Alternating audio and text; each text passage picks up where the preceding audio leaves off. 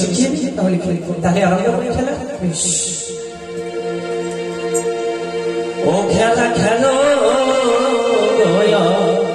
ভোলা বানি আমার খেলো পাশায় খেলা।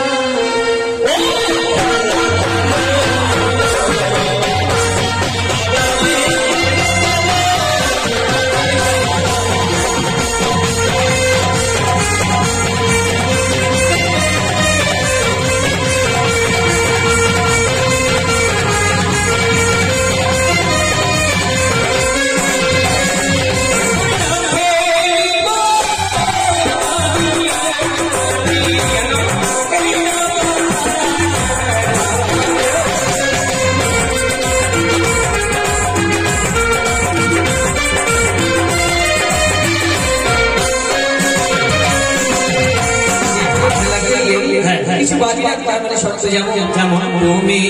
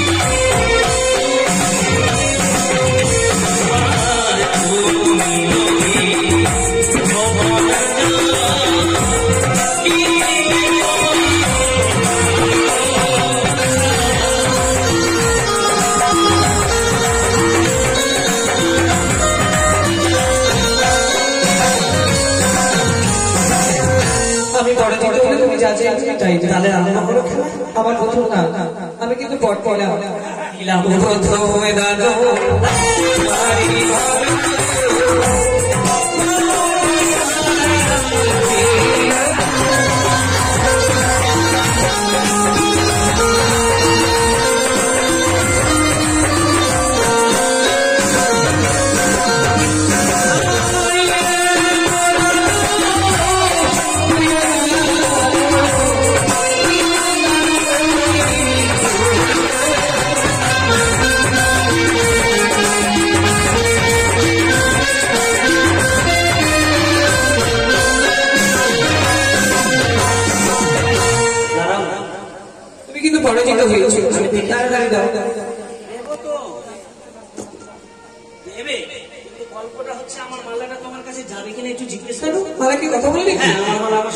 জীবনে প্রথমবার শুনলাম মালা মানুষের সঙ্গে কথা বলি।